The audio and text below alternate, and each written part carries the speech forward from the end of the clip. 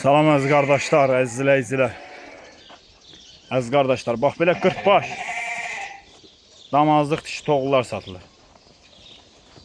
Heyvanlar da maşallah olsun, görsünüzdə göz qabağında. Super heyvanlar. Hamısı birinci qarına qardaş, damazlıq dişi toğullar.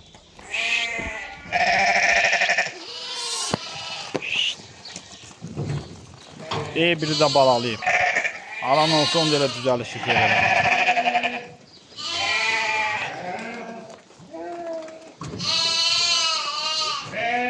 Görürsən nə heyvandır qardaş. Heyvan göz qabağında. Super, super. Çoxsu da qoşdan çıxır.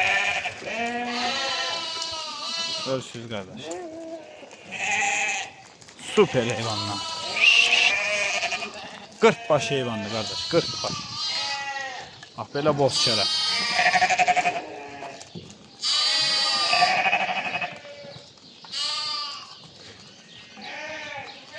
Super heyvandır, baxın.